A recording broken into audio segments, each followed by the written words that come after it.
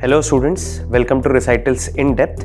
In this episode, we are going to discuss the topics which are covered under the section of Polity and Governance for the month of December 2024. The topics that we are going to discuss today are broadly falling under the themes of judiciary and its doctrine, parliament, important governmental policies and schemes, key legislations, and lastly, important institutions of governance. Stay tuned. So the next topic for our today's discussion is PM's 11 pledges. So now let us try to understand the core context behind why we are trying to learn this particular topic. So as we have noted in the previous episode of Recitals in Depth as well, that on 26th November 2024, it was a great milestone for our country. Why? Because ultimately our constitution of our country completed 75 glorious years of its existence. And to commemorate and celebrate and reflect on this long and glorious journey of the constitution of our country, the parliament of our country had conducted a 2-day discussion or a debate session to commemorate the 75 years of functioning of the constitution of our country. And while discussing or participating in those particular discussion, Prime Minister Modi, he proposed 11 pledges, and that is what we are going to understand it over here. However, before we go ahead and discuss the 11 pledges which Pradhan Mantri Modi ji has pledged, let's try to understand why we were trying to conduct the debates or why the parliament actually provided for debates. So ultimately, first of all, symbolic commemoration. That is ultimately, it's a big feat for a country like India coming out of the clutches of the partition, coming out of the yoke of the colonial rule and facing a lot of vociferous tendencies, a lot of communal tensions, economic deprivations, etc. But despite of that, the constitution of our country functioned in a very brilliant manner, and that is why this debate is trying to provide for a symbolic commemoration. And secondly, to provide opportunities for the lawmakers of our country to go for discourses in various issues of the contemporary times. Now, following this thing only, so what were the key themes which were on the agenda of such discussions which were held in both the Lok Sabha and the Raj Sabha? So primarily 3 major themes were discussed in both Lok Sabha and the Raj Sabha. What were those themes? So firstly, the relationship between the legislature and the judiciary. Now, time and again, there has been a constant tussle between the legislature and the judiciary. Why? Because judiciary, in pronouncing certain judgments, they try to show their more activist face, and ultimately in pursuance of that, it leads to judicial overreach. And that is what ultimately judiciary gets into the legislative domain of legislature, and that is why it creates a tussle. So this was an important theme.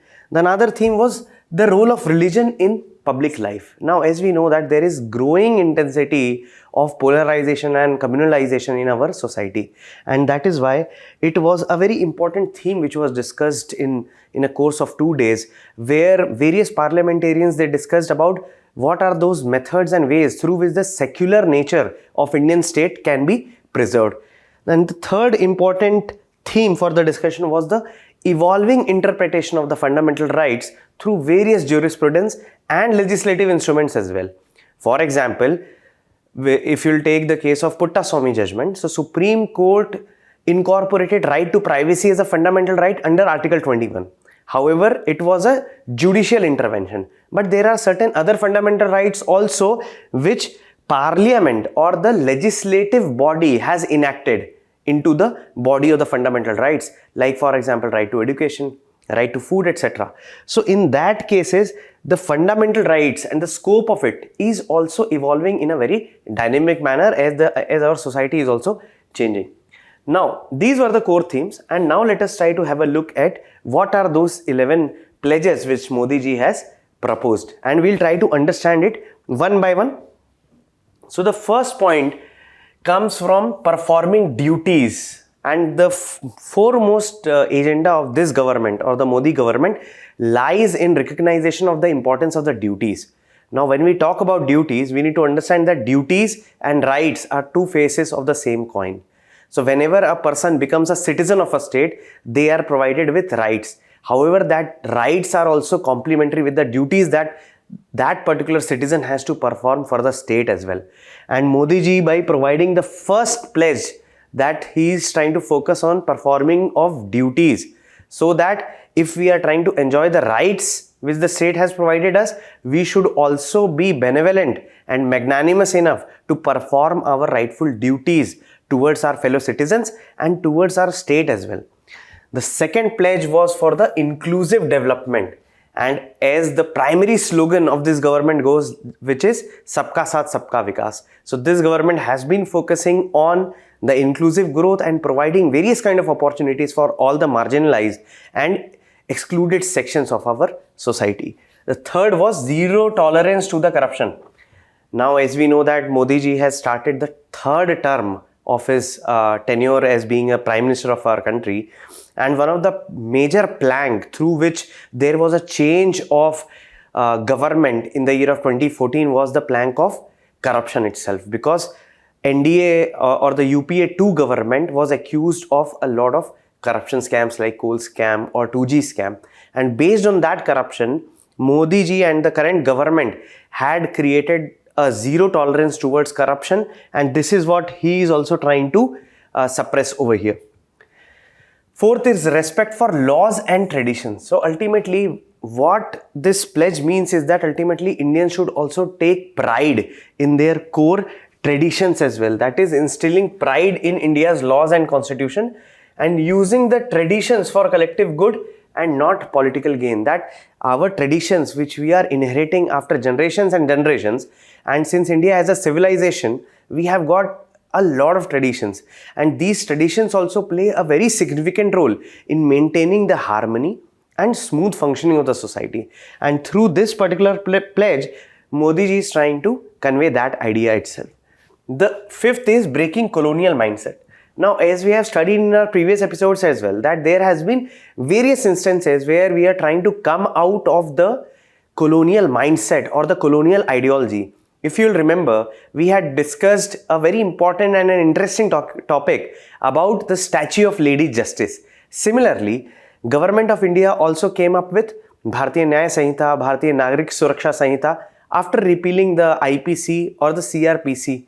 So this shows that India is trying to move away from the colonial mindset, which ultimately is reflected into our language as well or our symbols as well.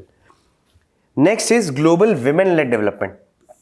Now ultimately this focuses on empowering women and India emerging as a role model for other developing and developed nations as well, to provide a very viable model for women-led development in our country, and India will be a beacon or a role model for other countries also to adopt our policies so as to provide for inclusive women's development. Next is national development via regional growth. So this basically tries to identify the symbiotic relationship between the regional growth and the national growth. A nation cannot grow in a very good manner and in a very exponential manner if the regions or the constituent units are left behind.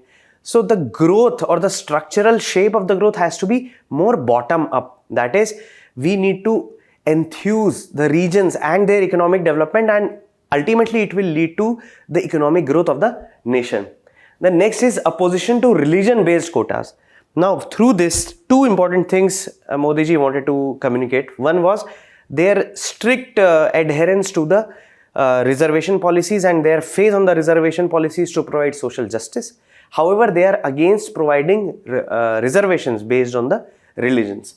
Next is promoting pride in the heritage. This again goes with our fundamental duties as well. If you would have read fundamental duties, you will very well be able to link it with our FDs.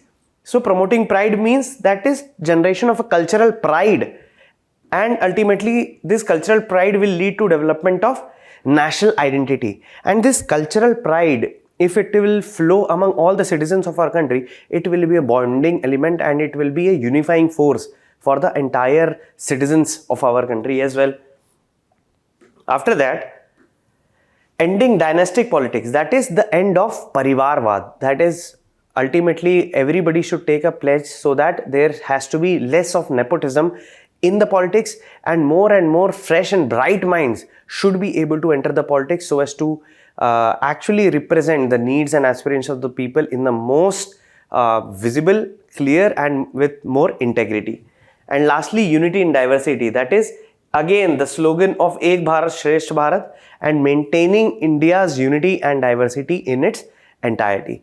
Now, what we need to understand over here, one very important takeaway that out of these 11 pledges, that whatever we are trying to learn and study with the help of the recitals in depth, what we need to keep in mind is that where we are going to utilize it. Whatever topic you are studying over here or anywhere else, please ask yourself this question: if I am trying to learn any particular topic, ultimately where is this going to be utilized?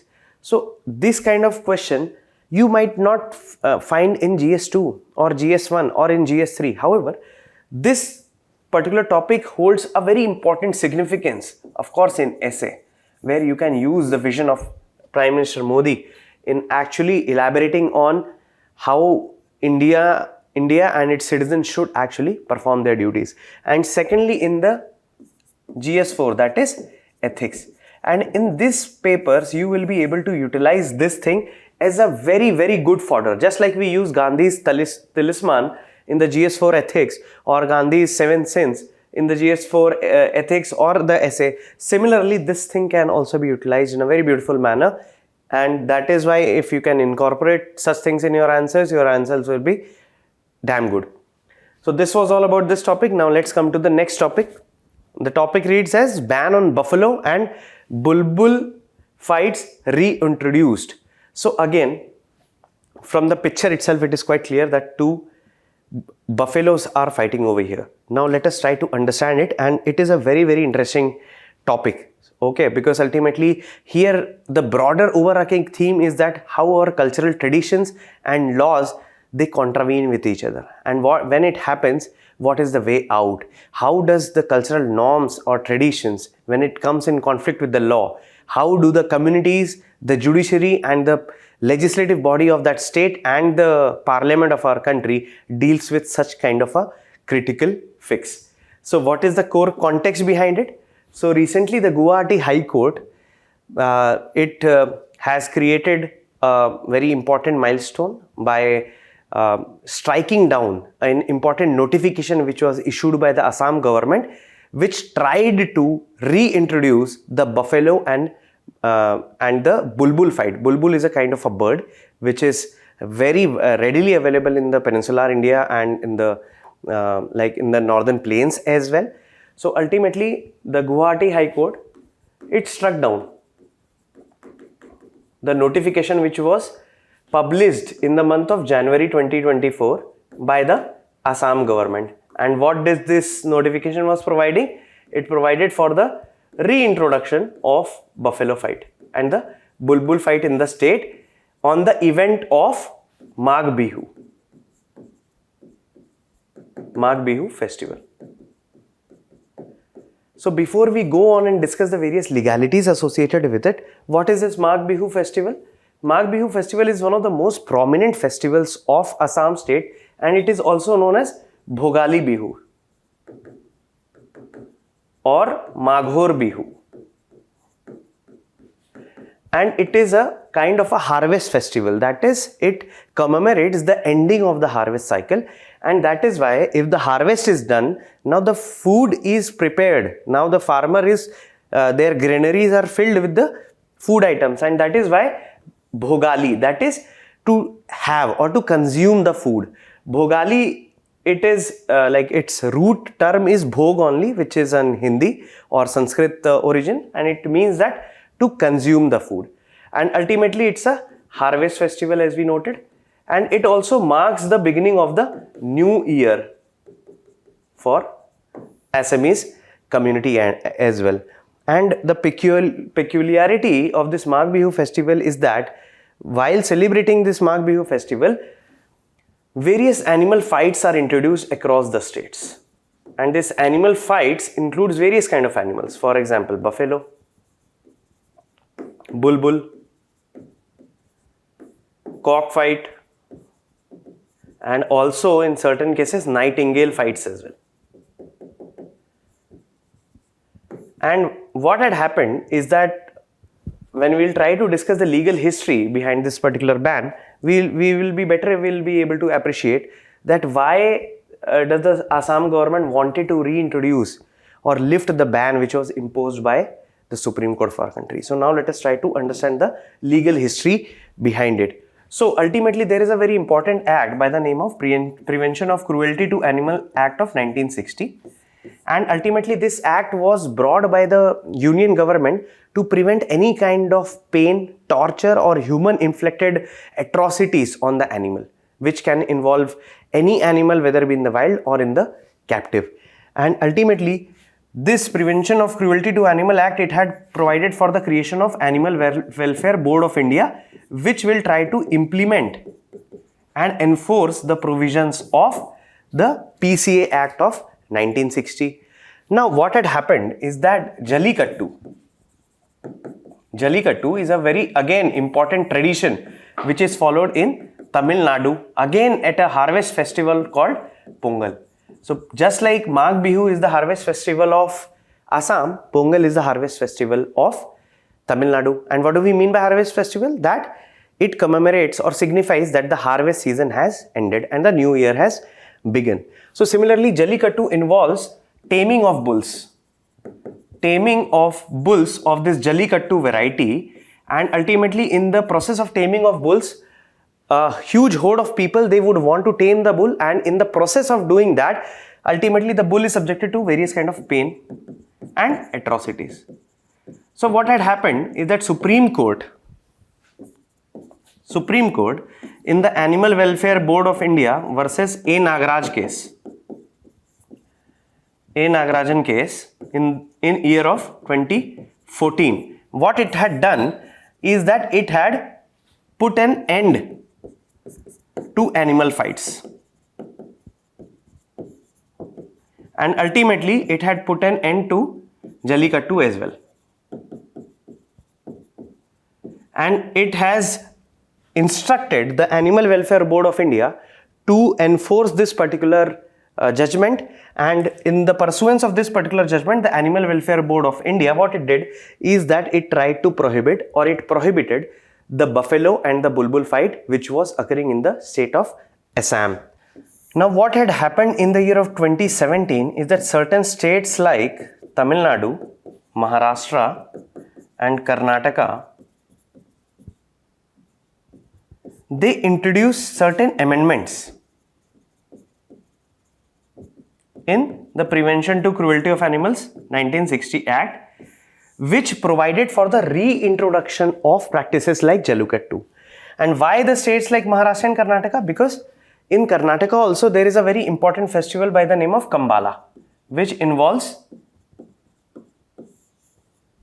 buffalo cart racing. So if you have watched the movie Kantara, which was a very super duper hit movie, and in that thing the hero of that film was actually this movie had shown certain facets of Kambala as well. So it's a very good movie to watch if you want to understand what Kambala is in a way. And similarly, there are certain bullock cart races which goes on in Maharashtra as well. And what Supreme Court did in 2023 is that since these amendments were again challenged in the court, Supreme Court, they agreed that ultimately these amendments did not violate the Prevention to Cruelty Act 1960 or the constitutional provisions of our constitution. Why? Because the Supreme Court in 2023, 9 years after it had prohibited the involvement of buffaloes or taming of the buffaloes in the festivals like Jallikattu, after 9 years the Supreme Court felt that no, okay, the festivals are an important facet of the traditions of the local cultures, and ultimately the way in which it was these kind of festivals which were practiced earlier, they had involved a lot of pain and violence on the animals. However, the mode and the nature of the performance of such festivals has changed in such timeline, and ultimately the Supreme Court, they allowed amendments to the Prevention of Cruelty to Animals Act of 1960. And what had happened again is that ultimately Assam government put the notification in the month of January, as we noted earlier, in 2024, and it provided for the reintroduction of buffalo and bulbul fight. Okay, under certain conditions, that it will be carried on in only those places which has a tradition of celebrating it for more than 25 years. Secondly, it will be celebrated only between January 15 and January 25. And thirdly, for the bulbul fight, once the bulbuls are done with the fight, they have to be released. So these were the major SOPs or the standard operating procedures which were put forth by the notification which was issued by the Assam government. However, what had happened is that as soon as the Assam government issued the notification, there is a very important civil society organization by the name of PETA, which is an acronym for People for Ethical Treatment of Animals. Now this again approached the Guwahati High Court, challenging the notification which was issued by the Assam government. And what PETA India suggested, that ultimately the various kind of bullfight and the buffalo fight and the bulbul fight, they inflict a lot of pain on the animals, and they ultimately, people try to incite them or incite the bulbuls to fight against each other, which is not in their basic nature of that particular bird. And what did the court observe, or the High Court observed, is that ultimately this particular notification, it violates certain sections of the PCA 1960, like for example section 3 and section 11, which deals with the cruelty against the animals. And secondly, there is an act by the name of Wildlife Protection Act of 1972, we all know that.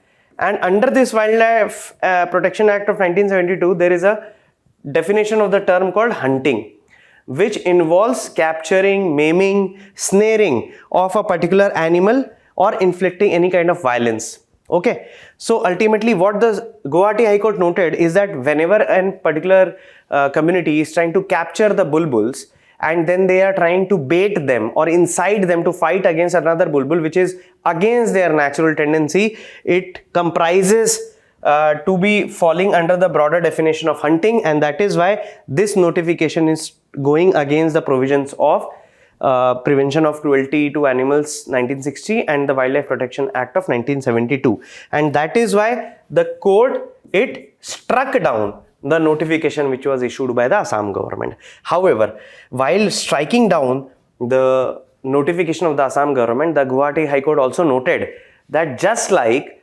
the other states like Maharashtra, Tamil Nadu and Karnataka had introduced the changes or reintroduced such festivals in their state with proper legislative approval of their state, Assam government in that case, it had issued only an executive notification.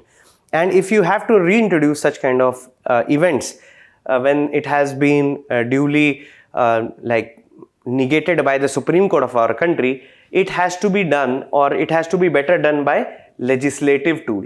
That Assam Legislative Assembly would have initiated certain amendments in the Prevention to Cruelty Against Animals Act of 1960.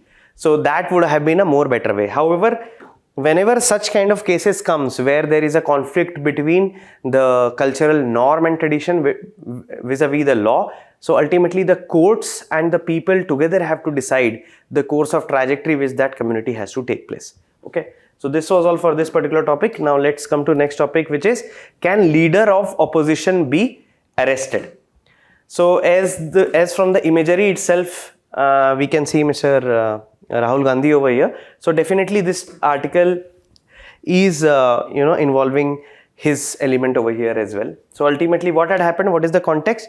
So this is in respect with that there has been certain FIRs which has been filed against the leader of opposition in Lok Sabha, which is Rahul Gandhi, over certain scuffle or alleged fight which happened.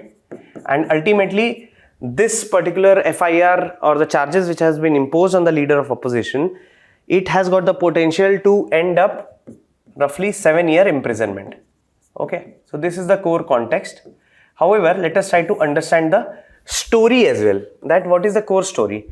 So what had happened is that the India bloc MPs, that is the India coalition, India bloc MPs were trying to do some kind of agitation near the Ambedkar statue. It is nearby the parliament. Why? Because ultimately they were doing a showdown against the Home Minister, and they were demanding for the resignation of the Home Minister because of their inability to tackle the crisis which was going on in Manipur for almost 7 to 8 months. And what had happened is that while they were protesting for the resignation of the Home Minister, that is Amit Shah, so there were certain elements of the BJP or the ruling party as well who claimed or alleged that Rahul Gandhi or the leader of opposition, they tried to hurt a particular member of parliament who belonged to the ruling party, and ultimately it led to injuries which were sustained by the member of the parliament who belonged to the ruling party, and ultimately they led to the lodging of an FIR. And what kind of legal charges were pressed in the FIR? So ultimately the legal charges were comprising of these 6 elements. Out of this, section 117 and section 125 were cognizable, that is of serious nature, and from here you can see that voluntary causing grievous hurt up to 7 years and endangering life or personal safety up to 3 years in prison. So these were the charges which were put upon the leader of opposition, and from there the debate emerged that if the FIR is being filed, so can the leader of opposition be arrested? And second question, if he is proven to be guilty or if he is convicted, will he be disqualified? So these are the 2 important conceptual things that we need to understand. So the first point which we need to understand is that can the leader of opposition be arrested? So before understanding this thing, what we need to understand is that leader of opposition is a statutory institution. That is, they are deriving their power from salaries and allowances of Leader of Opposition Act of 1977. So ultimately, the leader of opposition is a statutory body. However, this act does not provide for any legal immunity for the acts which are done. Okay, which are done by the leader of opposition, like within any kind of say a criminal act, if leader of opposition is conducting either within the premise of the parliament, then it is not providing for any kind of legal immunity. So which means that if the kind of charges which are being pressed on Rahul Gandhi or the leader of opposition in this case, since these are certain cognizable in nature or serious in nature as well, the nature of the crime is quite serious as well. So ultimately, definitely, the leader of opposition can be arrested. However, since majority of the sections which has been charged on the leader of opposition are of bailable in nature, so it is very well expected that the leader of opposition, if at all he is arrested, he will get bail as well, which also instantaneously. Now the second point which we need to note over here is that what about disqualification? Now as we know that the Constitution, the Anti-Defection provisions and the Representation of People Act deals with provisions for disqualification of a member of parliament or a member of legislative assembly as well. So now let us try to understand it. So under Article 102 and 191, 102 deals with the disqualification criterions for the MPs and 191 for the MLAs. And what does this say? Is that any member of parliament can be disqualified if they hold an office of profit or they are showing symptoms of unsound mind, or there is any issue with the citizenship of that particular person. Now, whenever an MP is found guilty to be having defected their own parties, which will be decided by the speaker, it will lead to disqualification of that particular member of parliament.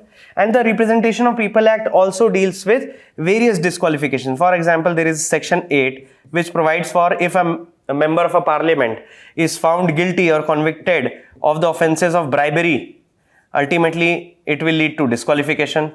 Secondly, there is section 8 clause 3, which provides that if a member is getting convicted for a crime having punishment more than 2 years, then ultimately it will lead to immediate disqualification. Then there is a section 9 which says that if a member is found convicted of corruption and disloyalty, then it will be leading to disqualification. And section 10 also, which says that if a particular member of parliament, if he is found to be a member of a government company, then also it will lead to disqualification.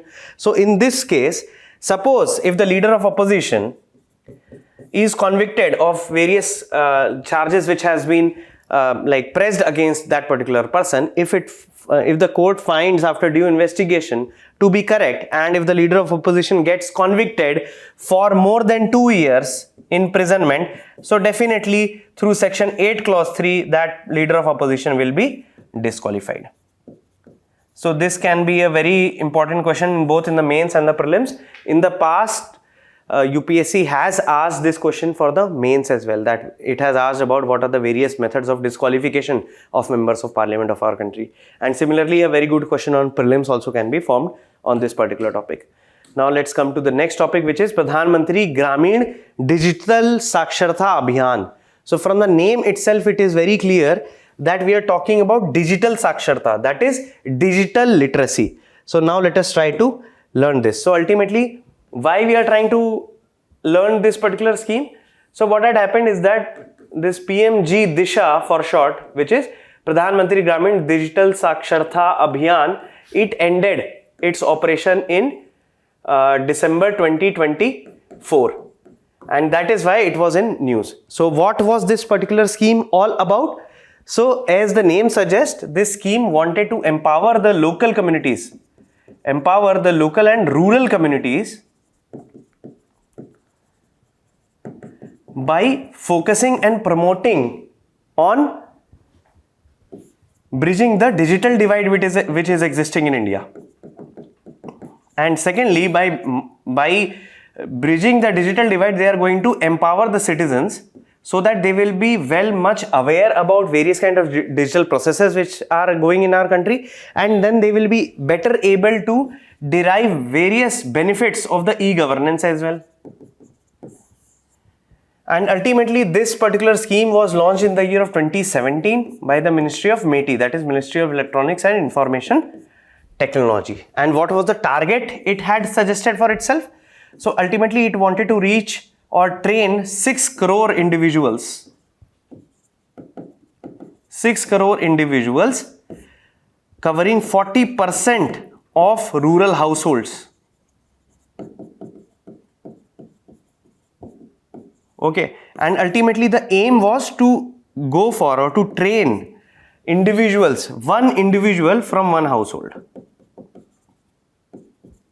From one household. So this was the methodology which the PMG Disha was trying to establish.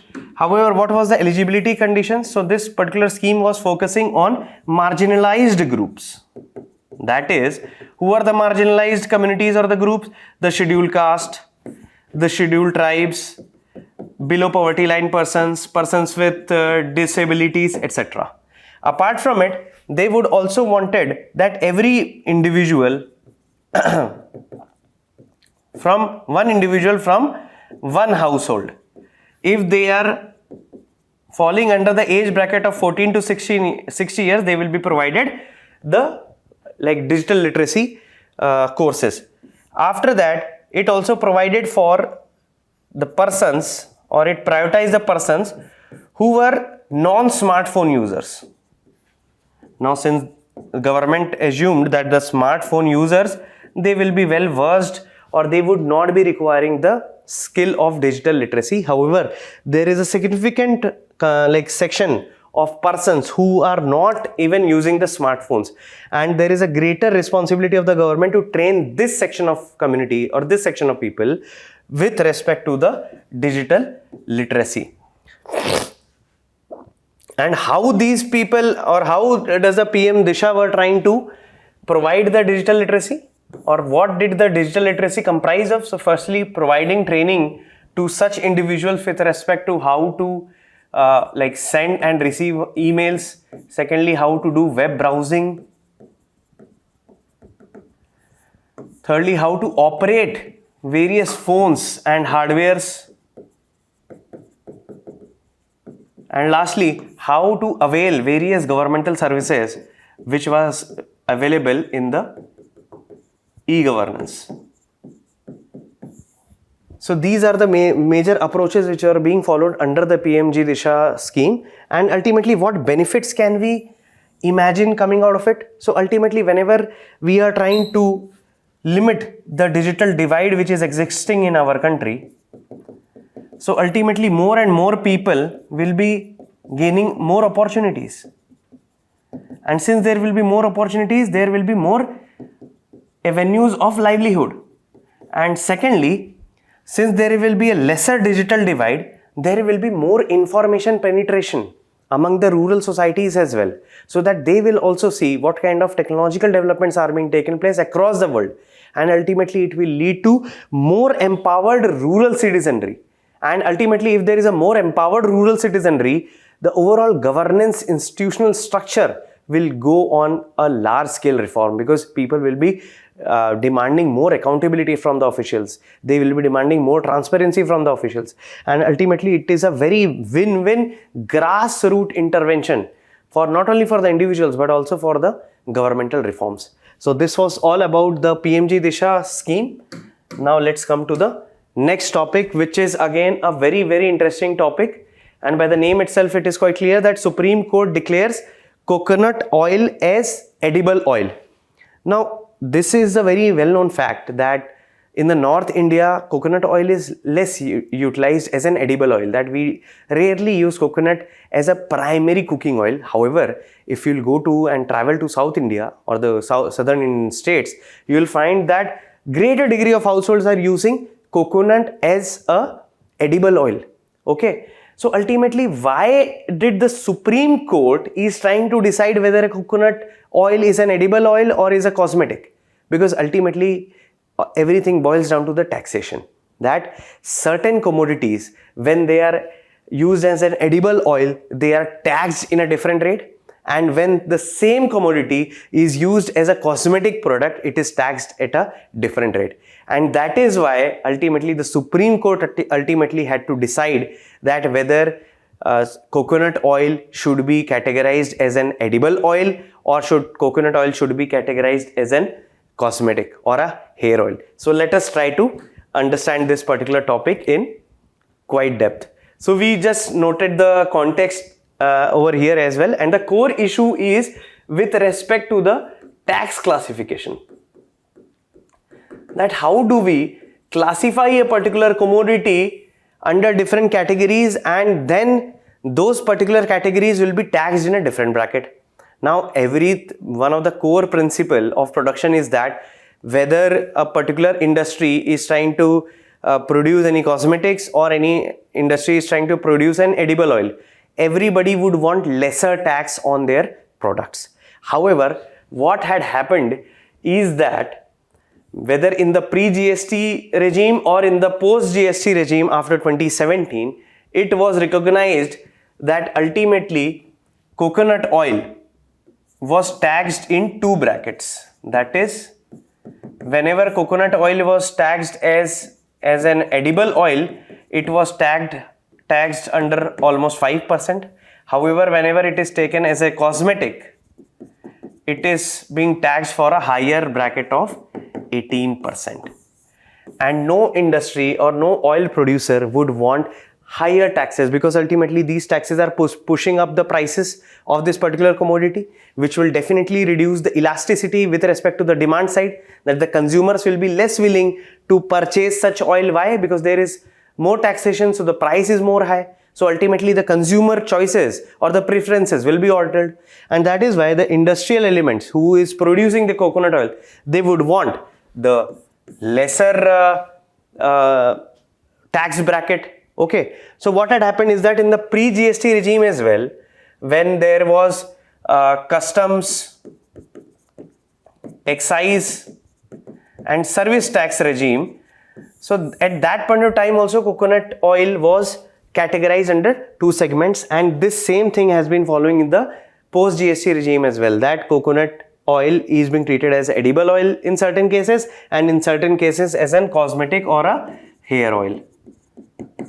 Now what had happened is that the Central Board of Excise and Customs, it has introduced a notification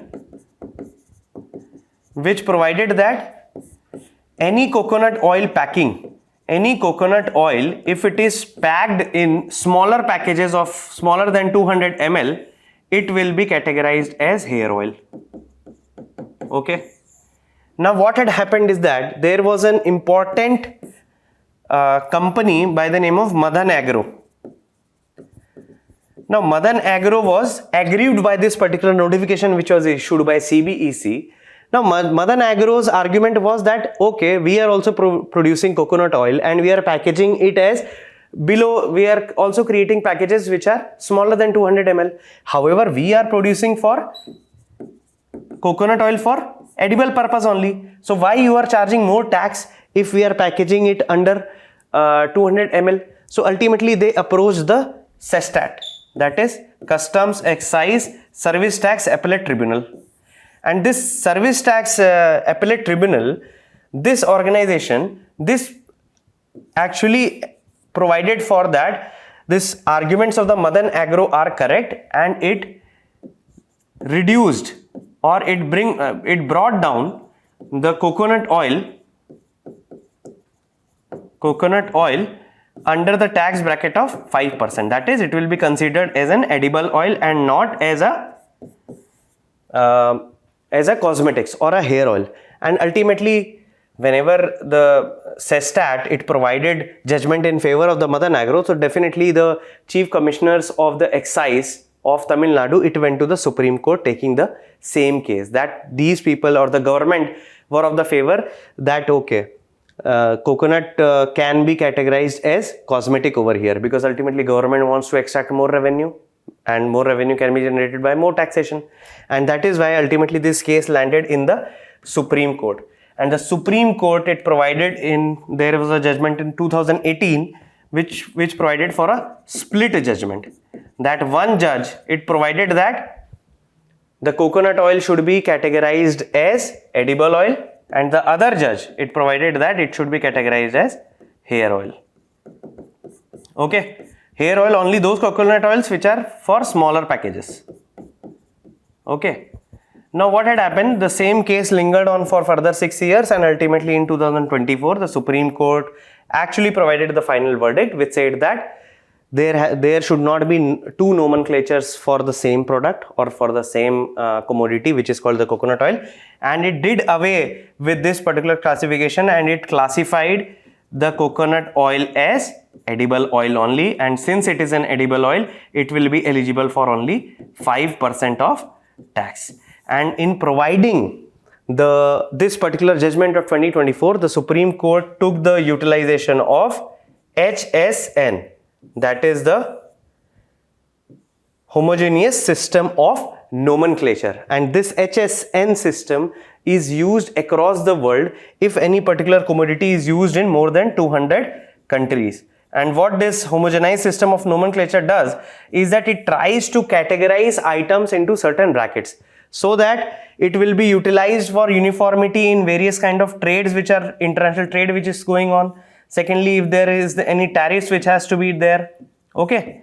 So this homogenized system of nomenclature was taken into account by the Supreme Court in the year of 2024, and it done away with the common parlance test. That is, what do we mean by common parlance? Is that common parlance test is again a method which is utilized to remove the ambiguities in the tax classification cases. For example, in easier terms, this common parlance test is that how does the society see a particular commodity? Whether the society sees the coconut oil in this particular case as an edible oil or as an cosmetic. And based on this common parlance, how the society is trying to view or perceive this particular commodity, the tax classification will be done in that particular case. So ultimately Supreme Court did away with this common parlance test because India is a very diverse country and every region is having different kind of perceptions with respect to different commodities. So in north, the overall common parlance can be that coconut oil is a cosmetic. However, in the south of our country, coconut oil is a major edible oil. So that is why Supreme Court done away with the parlance test. And that is all about this particular topic, and this is very important since we need to also understand that how does the Supreme Court also tries to harmonize various kind of tax ambiguities which exist in our country. So now let's come to the next topic, which is Rajya Sabha passes boilers bill for safety at factories. So from the image you should try to observe that what does a boiler looks like, and from the name itself boilers, it is quite evident that it is this particular machine or system, it is trying to boil something, water or any particular fluid. So now let us try to learn this particular topic. Is that, what is the context? So context is quite clear, is that recently Rajya Sabha passed this particular boilers bill of 2024, and what is the objective? So it is trying to replace a colonial era law which is regulating the boilers in our country, and secondly it tries to regulate various affairs with related to the functioning of the boilers in our country with respect to its manufacturing, its erection and its operation and maintenance, so as to ensure that there is a benchmarking of safety standards,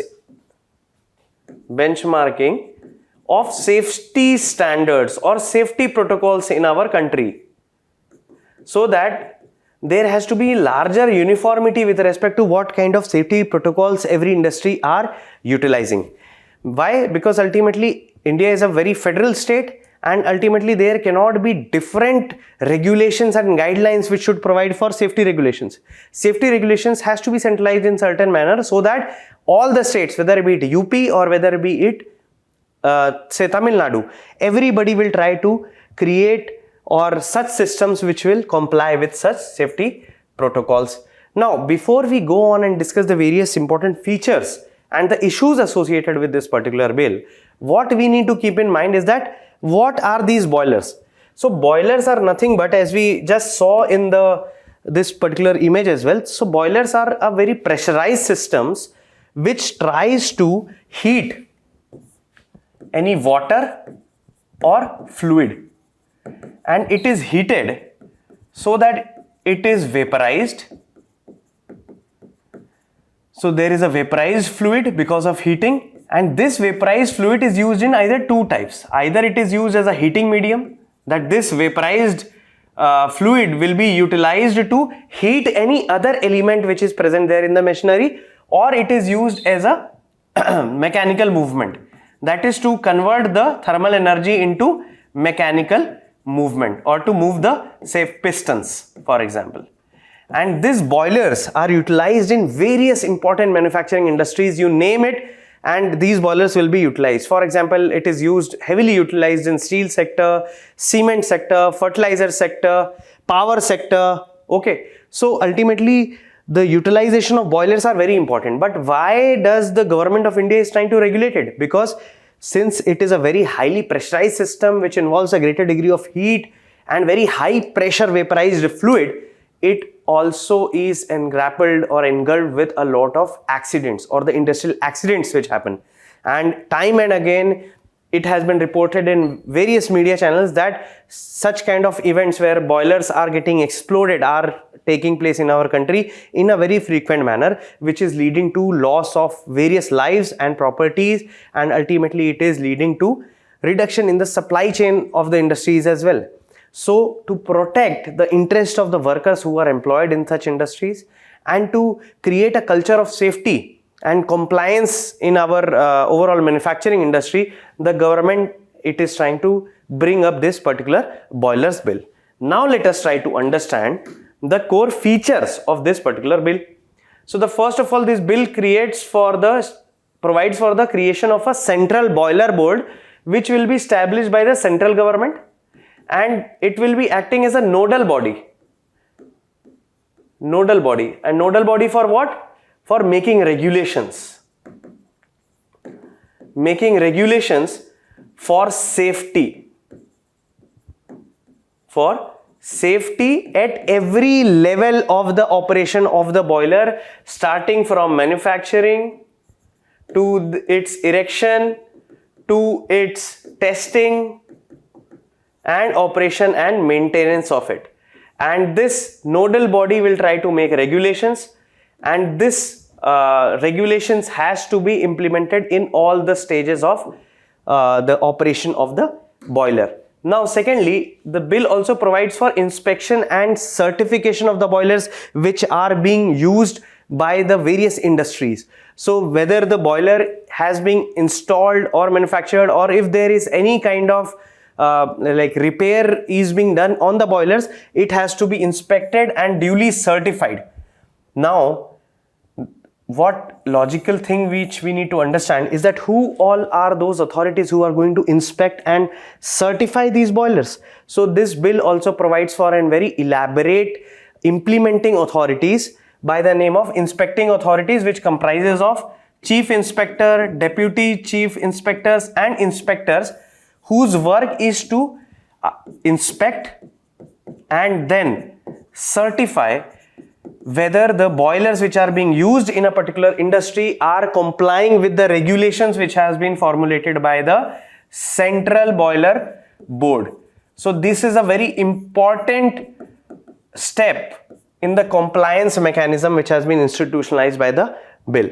Now the bill also demands for the prior registration of boilers, so that as soon as the boiler is installed and starting to be operated in a particular industry, before you start operations of a particular boiler, it requires prior registration and approval as well by the chief inspectors. After that, this bill also mandates that every industry which is employing the boilers or deploying the boilers in their establishment, and if at all there is an event of an accident, then these industries has to report it within 24 hours. Now apart from it, to provide a culture of deterrence as well, that majority of the industries, they should be able to comply with the regulations which are being provided by the Central Boiler Board. This particular bill also provides for penal provisions if there is a contravention to the compliances with respect to the regulations or to the provisions of this bill as well. For example, it provides for a fine up to ₹1 lakh if any particular industry tries to fudge data with respect to its inspection and the certification of a particular boiler, or if any particular industry tries to tamper with the safety valves or tries to do certain repairs without proper inspection and approval and certification of the inspecting authorities. Now this also provides for an appellate mechanism as well. So this might be a probability that, for example, this inspecting authorities which comprises of inspectors, so they will come and inspect any premise of an industry which is hosting a boiler. So it might be a possibility that inspector who is trying to inspect the boilers, they will take away the certification or approval which is required for the functioning of the boilers. Now the aggrieved community should have an appellate mechanism ultimately to reach out. So what the bill is suggesting is that with if any industrial party is not happy with the approvals or the findings of the inspector, they can appeal to the chief inspector within 30 days. And secondly, if an aggrieved party is not happy with the adjudication of the chief inspector, they can go to the central government within 60 days. Okay. And there are certain exemptions also which are put forward in this particular bill. For example, the boilers of small category, that is, which are having capacity of smaller than 25 liter and their working temperature is smaller than 100 degrees Celsius. So these boilers are exempted from the provisions of this particular bill. Secondly, the steam engines are also exempted from it. And thirdly, the boilers which are deployed by the armed forces are also exempted from the provisions of the bill. And lastly, the state government can classify any particular category of the boilers to be exempted from the provisions of this particular bill. However, after going through the various important features, when we deal about creation or making of formulation of regulations, inspecting it with respect to the prior approvals, with respect to the appellate mechanisms, with respect to the penal mechanisms, however, there are certain issues which we need to take our mind to. For example, why do we need a separate act for the boilers?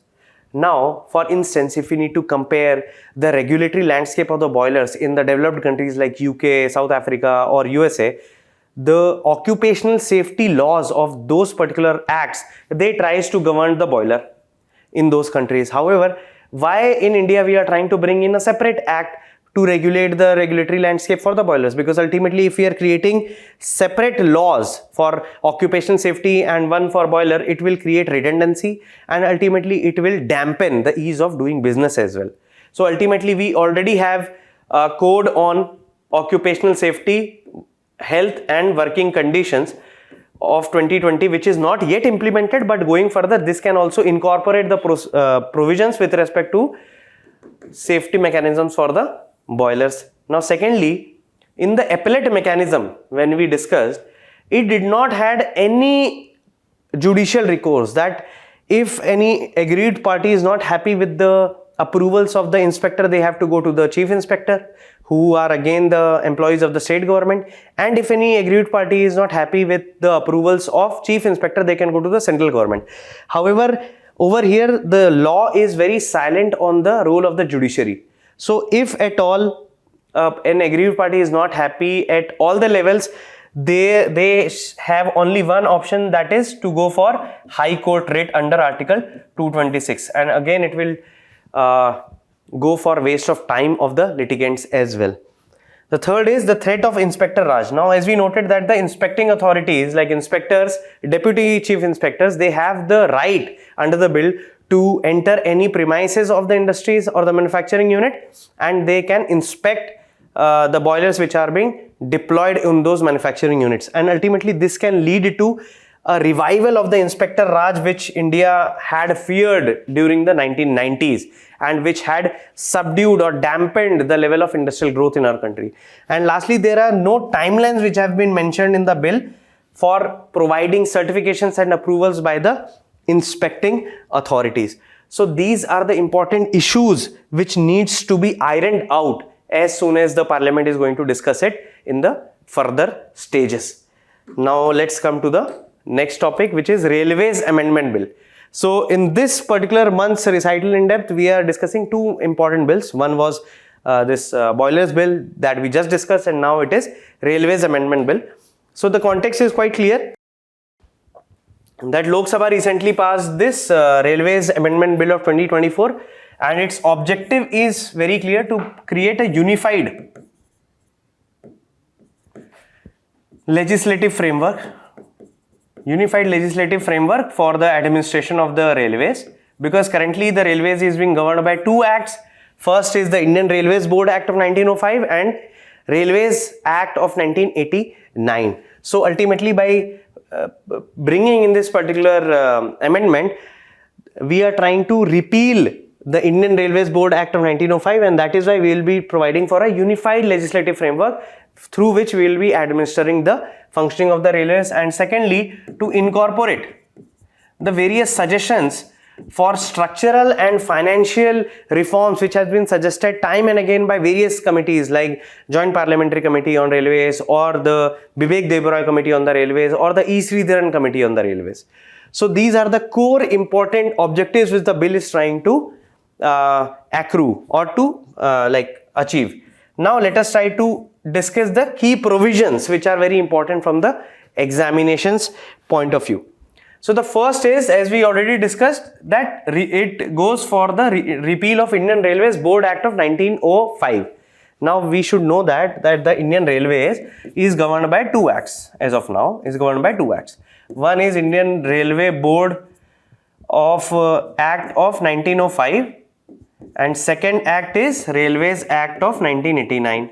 Now what this amendment bill is trying to do is that it is trying to repeal the Indian Railway Boards Act of 1905, and it is trying to bring in the repealed provisions or to merge the provisions of this act into the Railways Act of 1989.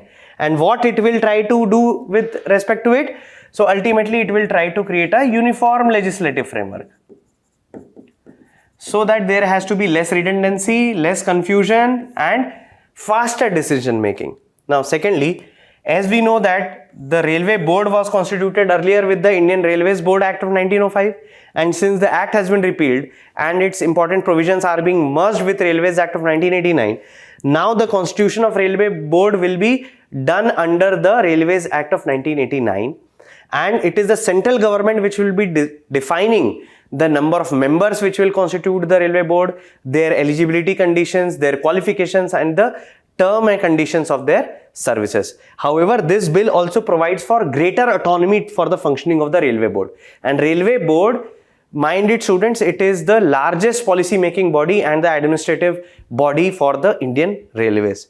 The third is decentralization of powers. Now, the important thing which we need to note over here, and the bill is trying to bring in, is that this bill is trying to provide more powers to the railway zones. Now, the entire railway network of our country is divided into 19 zones, including the metros as well. And through the provisions of this bill, there is more devolution of power to the zones, because ultimately these are the zones which are well abreast with the level of problems that they are facing, the kind of traffic that they are trying to manage, and the level of infrastructural development and the developmental priorities of such zones. So by providing more power and devolution, both in the budgetary control and in the infrastructural clearance mechanisms, zones will be having more autonomy with respect to what kind of developmental model and what kind of services they want to offer to the citizens who are residing or who are availing the services of the that particular zone of the railways. The fourth point is establishment of the independent regulator. Now this is a very important point, and this point has been suggested by Bibek Debroy committee as well. And in the last month also we had discussed about various recommendations which had been provided by the Bibek Debroy. So if you want to revise, please go on and watch the November month's discussion on Bibek Debroy committee recommendations. So this bill also is providing for the establishment of an independent regulator which will deal with the tariff for both passenger and for freight, and also for what measures can be taken to increase the private sector participation in the railways. And lastly, the bill also provides for streamlining of approvals and operations. So this bill also smoothens out or irons out various red tapist measures which were present in the earlier laws, and it provides for streamlining of approvals which will boost faster decision making and better turnout ratio or operating ratio for the railways. So I hope this bill will take Indian Railways to a very constructive trajectory. And since Indian Railways is one of the primary movers of India's people and connecting, say, Jammu and Kashmir to Kanyakumari, this particular bill is a very important and a very significant milestone for our India's parliament as well, and for the railway infrastructure sector as well. So this was all about this topic. Now let's come to the next topic, which is government amends rule to restrict access to polling footage. Now this is again one of the most important topic of this episode. So now let us try to understand it, that what has happened. So recently, Government of India by the Ministry of Law and Justice, they tried to amend Rule 93 Clause 2. Okay, that is the core important rule that you have to remember of the conduct of election rules of 1960. Okay. Now, this is the core context that Ministry of Law and Justice, they tried to amend the Rule 93 Clause 2 of the conduct of election rules of 1960. Now, ultimately, we need to understand the timing of this amendment as well. So what had happened, that this amendment was followed after the Punjab plus Haryana High Court, it provided or it directed the Election Commission of India to provide various documents related to the election to a civil society activist by the name of Mahmood Prasha. The name is not important. However, this Punjab and Haryana High Court, it directed the Election Commission of India to provide all the necessary documents to a civil society activist. The documents can be Form 17, C, Part 1 and Part 2. These are important documents, and also the CCTV footage as well. Okay. And to do away with this particular thing, what the Election Commission of India suggested to the Ministry of Law and Justice is that they should bring an amendment to the Rule 93 Clause 2, so that by the virtue of the amendment, the Election Commission of India will be able to withhold the documents which had been directed by the Punjab and Haryana High Court to make it accessible to the civil society activist. Now, to understand this in greater depth, now let us try to understand what is this core amendment about, or what is this Rule 93 Clause 2 about. So ultimately, before it was amended, the Rule 93 Clause 2, it had read that all the other papers relating to the election shall be open to the public inspection. That is, earlier the Rule 93 Clause 2 had provided that all the documents which are related to the election shall be open to the public inspection. That is, public are ready to do the inspection or scrutinize whatever the documents are necessary or documents are involved in the conduct of the elections. That was the earlier rule. However, after amendment, how the government changed the rule was that all other papers as specified in these rules relating to the election shall be open to public inspection. So what is the core fundamental difference which emerged after and before amendment? So ultimately what government did with the amendment is that now government has incorporated in the Rule 93 Clause 2 that it will be the government of India which will list what all documents can be made accessible to public. Ultimately all documents were accessible to the public, and now with the help of this particular amendment, only a specified list of documents, and who will be specifying it? The government of India itself. Only this list of documents will be open for public inspection. Now, what we need to understand over here is that a smaller story. In the month of Feb 2024, when mayoral elections were taking place, mayor elections were taking place for the mayor position of Chandigarh, a very important incident came up in front of the Supreme Court which appalled then Chief Justice of India, Dr. D.Y. Chandrachud. What had happened is that the returning officer who was overseeing the mayor of elections in Chandigarh, he was found under the CCTV footage to be tampering the ballot papers.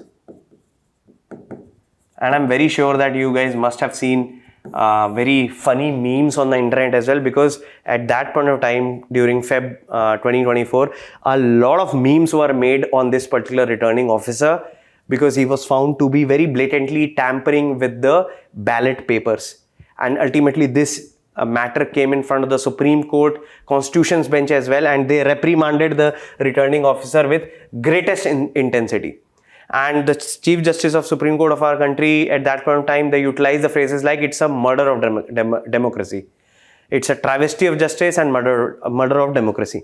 So ultimately, this shows the importance of the CCTV footage in providing for public scrutiny and public accountability of various electoral processes which are going on in our country.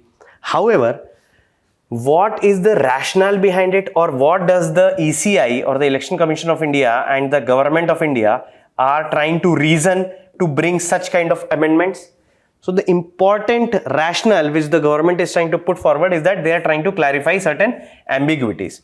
Now, what the government is trying to say is that the Rule 92, it talks about papers or the election papers. However, the CCTV footage is not a paper. That is the core argument of the government. So from here also we can see that government is trying to look to the letter and not the spirit. Okay, because at the time when the conduct of election rules were formulated, such kind of technologies like CCTV footage etc. were not there. So ultimately, when Rule 93 Clause 2, it had provided that all the other papers relating to the election, this papers world relating to the election shall be open to the public scrutiny. It had meant that ultimately, in spirit, if we need to understand it, that it meant that whatever documentation is being going on, it has to be provided openly to the people. However, with advancement of technology and like installation of closed circuit televisions or the CCTV, ultimately what now the government is trying to do is to exclude the CCTV from the ambit of paper, because government is trying to interpret the term paper in a narrow sense, because ultimately there might be malified intentions with respect to the government as well. The second is privacy concerns. This is a sort of affable argumentation by the side of the government, that what government is suggesting, that with the excess of CCTV footage, the voters' anonymity can be compromised.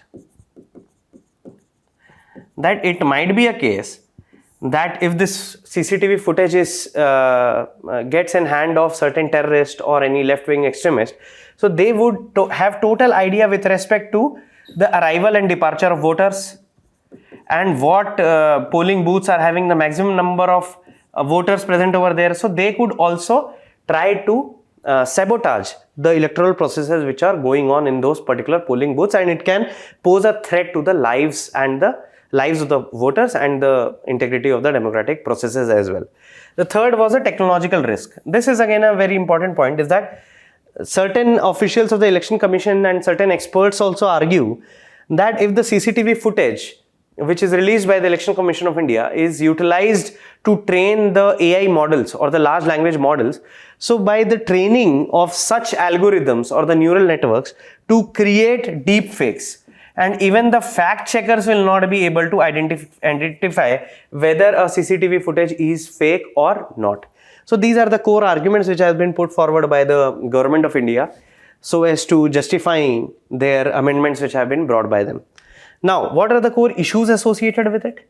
Now, we have discussed it in quite depth, that it is not hard to imagine that if we are trying to restrict any kind of information which was earlier available to the citizens of our country to scrutinize and to hold the authorities accountable, and now with the alleged amendment, if the government is trying to restrict the access of such information to the people, what signal it is trying to send is that ultimately it is set back to the transparency and accountability initiatives.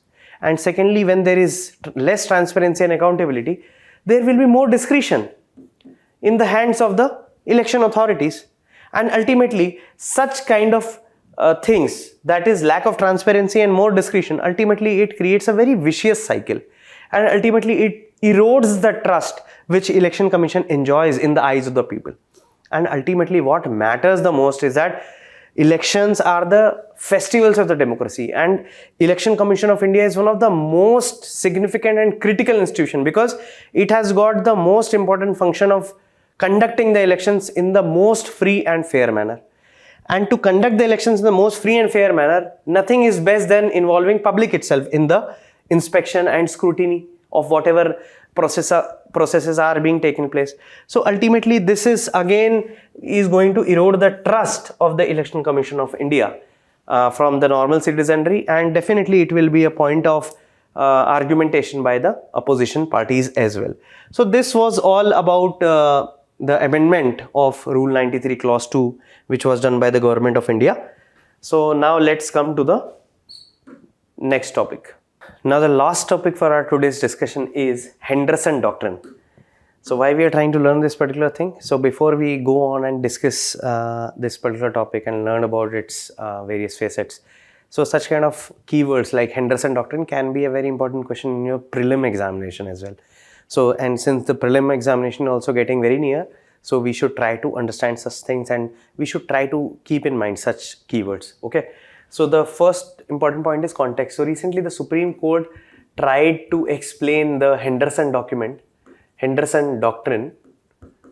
while dealing a particular case, and it remarked that it is a corollary or a legal corollary of the Indian doctrine of res judicata.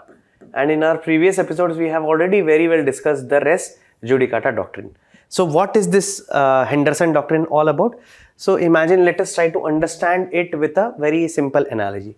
So imagine there are two friends, okay, and there are two individuals. Let's not be friends because ultimately there is a conflict going on between the two individuals. So there are two individuals and they are bound by a contract, and the contract is having, say, 4 clauses.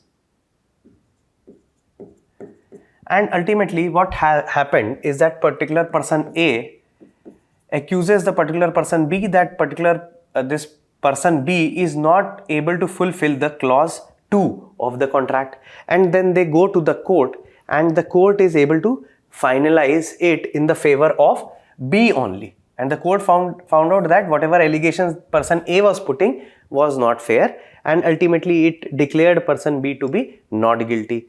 However, since the clause comprised of this contract comprised of 4 clauses, now as soon as this matter has been settled by the court itself, that is by any court, so what Henderson doctrine suggests is that now this particular person A cannot again go to the court claiming that this particular person was not adhering to the clauses 3 and clause 4 as well, because Henderson doctrine says that since it was emerged in the year of 1843 in the case of Henderson versus Henderson, it suggests that whenever a particular legal dispute goes to the case, it is the responsibility of the party to the litigation to bring up all the issues of any particular litigation. So earlier in the first case, what happened is that person A took only clause 2 to the court, that particular person B was not going or was not complying.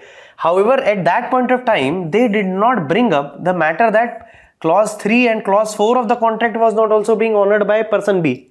So in the first case, the court relieved person B, since the court found that okay, clause 2 about the technicality, that person B is trying to comply with the clause 2. However, then in the another case, the person A cannot again invoke that person B is not trying to comply with clauses 3 and clauses 4.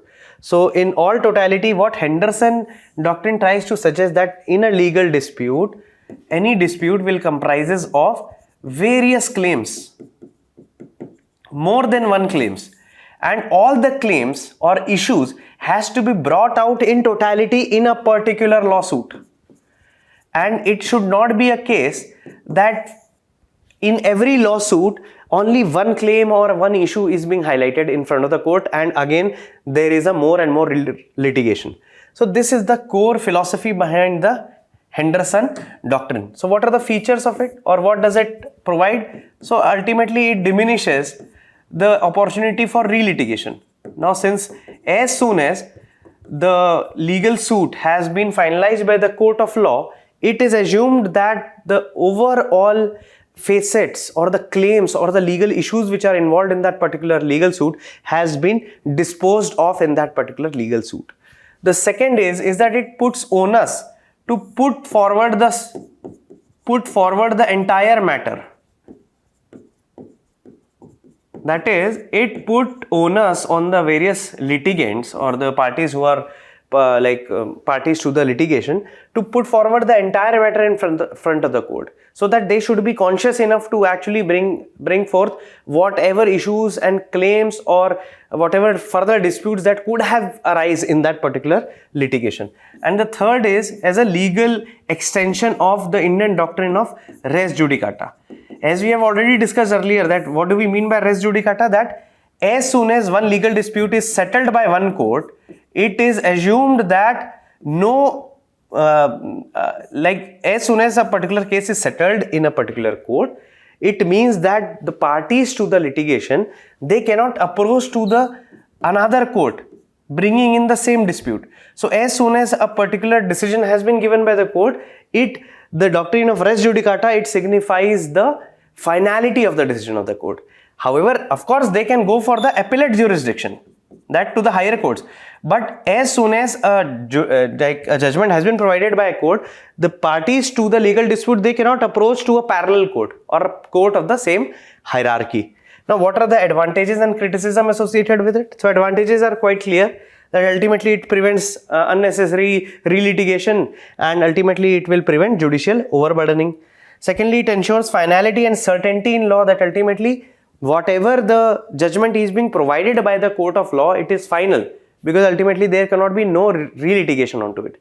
And thirdly, it promotes litigant responsibility as well, that we had already noted, that it puts onus on the litigants, that it is their responsibility to scrutinize all the facets of the case, all the facets of the issues or the subject matter which is concerned in that particular lawsuit, and to bring up these things in front of the court. And however, there are certain criticisms of it as well. For example, it may penalize parties unaware of latent claims. It happens in certain cases that there are certain claims or issues or facets of the dispute which remains latent, and they come up to the fore only in the course of the discussion or in the course of the argument which is taking place in the court of law as well. Secondly, rigidity might deny justice in evolving disputes. So there are certain disputes which are quite evolving in nature, that as soon as the argument goes on in the court, the diversity and the complexity of that particular disputes, it enhances, it gets enhanced, and similarly it provides for more and more dimensions of that particular dispute. And thirdly, complex for non-expert litigants. So there are certain litigants as well who are very poor, underprivileged, so they don't understand the legal complexities and the nuances, and it can become a very rigid barrier for those people who do not have access to good legal education or to the good legal counsel. So this was all about the Henderson Doctrine, and since this was the last topic for the December 2024 recitals in depth, I hope that you found this particular episode to be very informative and enriching experience. Thank you. Stay tuned.